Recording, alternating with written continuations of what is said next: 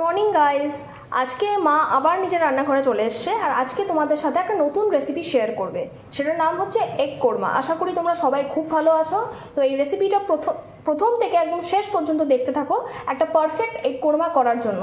এবার কি কি ইনগ্রেডিয়েন্টস আছে সেটা আমরা মায়ের মুখ থেকেই শুনে নেবো। মা বলো। এগ কোরমা করার জন্য প্রথম 6টা ডিম নিয়েছি, এগুলো সেদ্ধ করতে হবে, এখনো সেদ্ধ হয়নি। আচ্ছা, মশলার জন্য লাগছে গোটা 4 থেকে পাঁচটা ধরে নাও পেঁয়াজ, 4টে কাঁচা লঙ্কা, পরিমাণ মতো রসুন, কিছু কাজু, কিছু কিশমিশ আর গরম মশলা। আর আদাটা মাস্ট, কিন্তু আদার পেস্টটা আছে, ধনে জিরে বাটা দিয়ে এই যে আদার পেস্ট করে রেখেছি, আদার পেস্টটা আছে, আদাটা লাগবেই। পরিমাণ মতো আদা দিতে হবে, যেমন মশলা তার সঙ্গে সম পরিমাণ একটুখানি কম করে আদা। খুব বেশি গ্রেভি দরকার নেই, যতগুলো ডিম যেরকম রান্না সেরকম গ্রেভি করতে হবে। আচ্ছা, স্টেপ বাই স্টেপ পরে করে দেখা। নমস্কার বন্ধুরা, তাহলে আজকে ডিম কোরমা করবো, তার দেখালাম জিনিসগুলো কি দিয়ে করবো আর কিভাবে করছি, এটা আপনার সঙ্গে থাকুন, ওখানে ভিডিওটা দেখুন। আচ্ছা, এগ কোরমার জন্য প্রথমে ঘি দিয়ে করলে সবচেয়ে ভালো হয়, কিন্তু যেহেতু ঘিটা আমাদের বাড়িতে অত সবাই পছন্দ করে না, তাই ঘিয়ের পরিমাণটা কম দিয়ে আমি তার পরিবর্তে সাদা তেল ব্যবহার করছি। এবার যে পেস্টটা আমি করেছিলাম, সমস্ত ইনগ্রিডিয়েন্টসগুলো দিয়ে এই পেস্টটা রেডি করে রেখেছি। এটা ভালো করে মানে সুন্দর করে ভেজে পেঁয়াজটা থেকে একদম জল শুকিয়ে যাবে, সেই অবস্থায় আবার জল দিয়ে এই ডিমগুলোকে সেদ্ধ করে রেখেছি। দেখতে ডিমগুলোকে ছাড়িয়ে সেদ্ধ করে রেখেছি। আর ডিমের মধ্যে একটু সামান্য নুন মাখিয়ে নেবো আর ডিমটাকে মাছ বরাবর আমি কেটে নিচ্ছি। গরম হয়ে গেছে, হালকা একটু গরমটা একটু হিট হবে।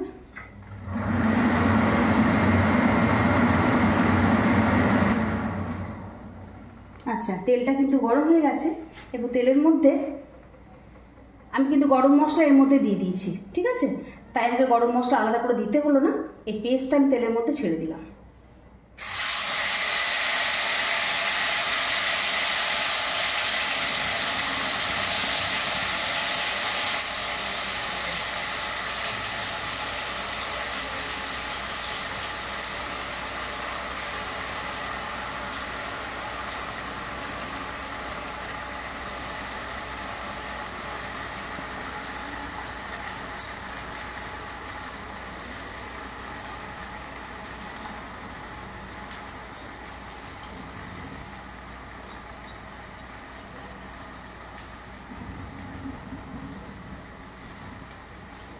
সামান্য একটু জল,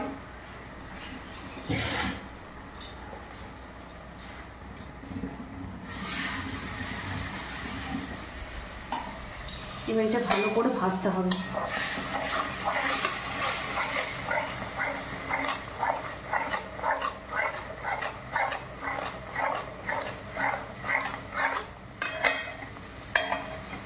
আচ্ছা, এর মধ্যে আমি ডিমগুলোকে একটুখানি ফাটিয়ে নিলাম, যাতে মশলাগুলো সব ডিমের মধ্যে ঢুকে যায়।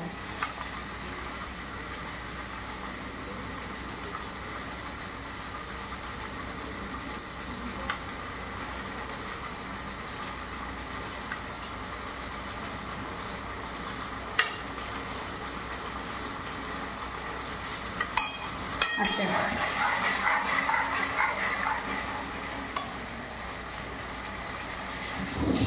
আচ্ছা, এর মধ্যে আমি একটু নুন দিয়ে দিলাম। এতে হলুদ একদমই দেয় না, আবার অনেকে একটু সামান্য দিতেও পারে, কিন্তু কালারটা যাতে হোয়াইট আসার জন্য হলুদটা না দেয়, তাই ঠিক। আচ্ছা, যেহেতু আমি আদা এর মধ্যে দিইনি, আদা পেস্টটা আমার ছিল, আদার মধ্যে ধনে জিরে দিয়ে আদা বাটা আছে, এটাও এর মধ্যে দিয়ে দিলাম।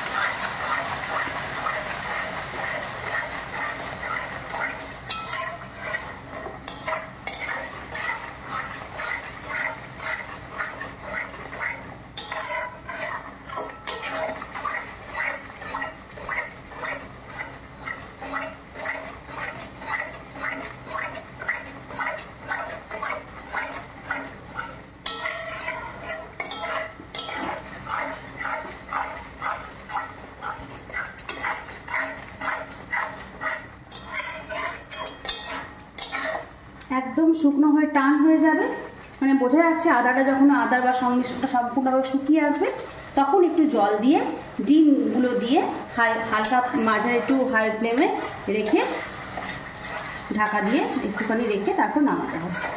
এর মধ্যে আরও অনেক কিছু অ্যাড করতে হবে। অ্যাকচুয়ালি এর মধ্যে ক্রিম দিতে হয়, অনেক কিছু দেওয়ার আরও আছে, কিন্তু আমাদের বাড়িতে অনেকে এগুলো খাবারগুলো পছন্দ করে না বলে আমি এগুলো বাদ দিয়েই করছি, কিন্তু তাতেও স্বাদটা হয় দারুণ।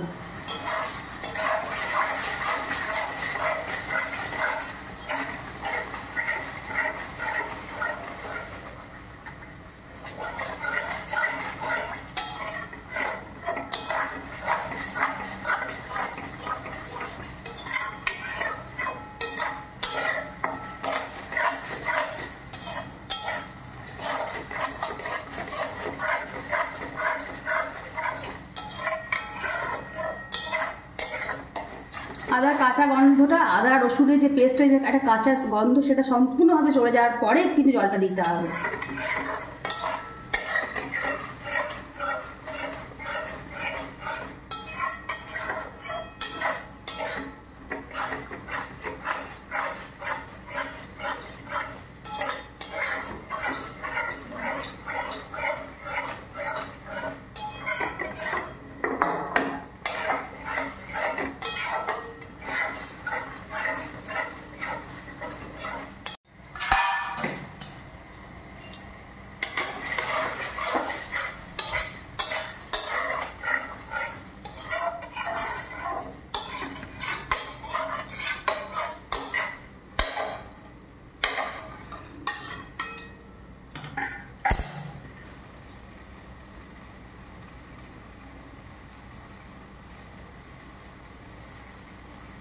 দেখ আদাটার মধ্যে বুদবুদ কাটছে, দেখেছিস? যখন এরকম পুরো ড্রাই হয়ে যাবে তখন ওর মধ্যে জল যোগ করে তারপর মধ্যে ডিমগুলো দিয়ে আর একটু ঘি দিতে হবে লাস্টে, নাহলে সেন্টটা ঠিক আসবে না, খুব কম করে দেবো। বুঝতেই পারছি আজকে দুপুরে রান্নাটা পুরো জমে যাবে, দুপুরটা পুরো জমে যাবে। এত সুন্দর রেসিপি পেলে তো আমি শুধু ভাত দিয়ে ডিম, মানে আর কিছু লাগবে না, ডালও লাগবে না, যেটা আমার মোস্ট ফেভারিট। আরও করেছি রান্না অনেক কিছুই, সেগুলো পরে থালিতে দেখাবে। এখন তুমি মেন যেটা আজকে আমাদের মেন শো স্টপার, যেটা দেখ, এটা পুরো দেখ শুকিয়ে আসছে, দেখেছিস? একদম পুরো মশলাটা শুকিয়ে আসছে। যখন যত শুকনো ড্রাই হবে তত জিনিসটা ভালো ফ্রাই হবে, দেখেছিস? এই দেখ আস্তে আস্তে শুকনো হচ্ছে জিনিসটা। একদম শুকিয়ে গেলে এর মধ্যে জলটা দেবো, তাহলে কোনো স্মেল থাকবে না। মশলাগুলো ভালো করে ভাজাটা হলো আসল ব্যাপার।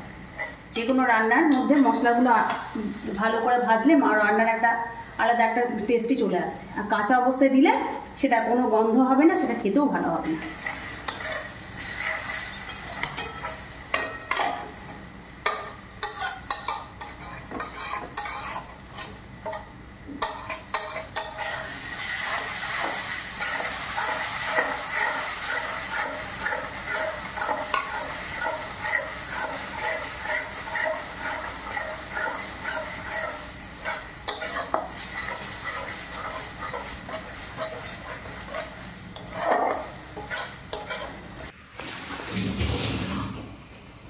এবার জল দেবে তো? ড্রাই হয়ে গেছে জিনিসটা। এই বাটি ধোয়া জলটাই দেবো, এই খানিকক্ষণ রাখবো ডিমের মধ্যে মশলাগুলো ঢোকানোর জন্য।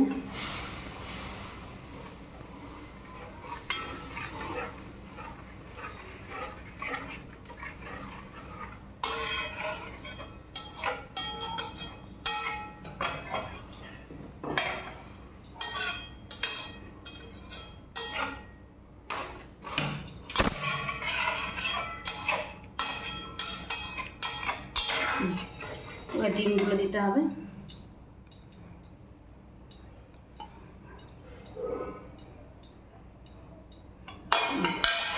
ডিমগুলো দিয়ে এখন মিনিট 5-7 আমি একটু ফুটতে দেবো। তারপর কাঁচা লঙ্কা চিড়ে, একটু ঘি, একটু কাসুরি মেথি, এসব বাটার দিলেও টেস্টটা খুব ভালো আসে, কিন্তু বাটার এই মুহূর্তে নেই, তাই একটুখানি ঘি দেবো। আচ্ছা, এর সঙ্গে আরও অনেক কিছু অ্যাড করা যায়, ফেস ক্রিম, অনেক একটু মালাই অ্যাড করতে পারে, কিন্তু ওগুলো আমাদের বাড়িতে অনেকে পছন্দ করে না খাবারের মধ্যে, তাই আমি এগুলো সম্পূর্ণভাবে বাদ দিয়ে খুব সহজ পদ্ধতিতে এবং খুব সহজ জিনিস দিয়ে, যে বাড়িতে থাকা উপকরণ দিয়ে সুন্দরভাবে করছি। আবার এটা কিছুক্ষণ জন্য রেখে দিলাম আমি। এবার আমি একটু ঢাকাটা খুললাম, মোটামুটি আমার ডিমের ভেতরে কিন্তু পুর ঢুকে গেছে। এবার মিষ্টি স্বাদ, একটু যারা মিষ্টি পছন্দ করে রান্নার মধ্যে তারা স্বাদ মতো একটুখানি চিনি মেশাতে, না মেশালেও হবে, আমরা যেহেতু একটু মিষ্টি মিষ্টি খাই তো একটুখানি সামান্য চিনি দিলাম। আর এর মধ্যে অ্যাড করলাম এই যে কেটে রাখা কাঁচা লঙ্কা। আচ্ছা, এর মধ্যে আরও অ্যাড করলাম কাসুরি মেথি। এগুলো কিন্তু এই শাকগুলো আমি কিনে বাড়িতে প্রসেসিং করে রেখেছিলাম।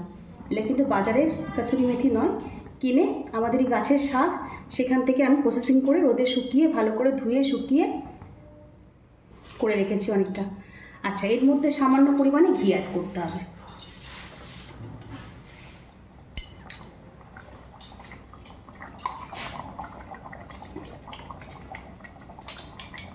আজকে ভাতের হাঁড়ি কিন্তু শেষও হয়ে যেতে পারে এত লোভনীয় খাবার দেখে।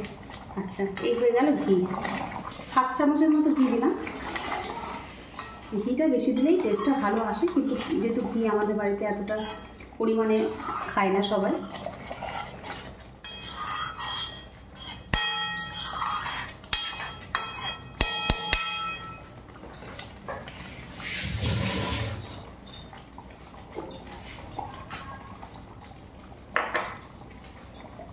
গন্ধ কেমন বেরিয়েছে বলো? দারুণ গন্ধ বেরিয়েছে। হয়ে গেল?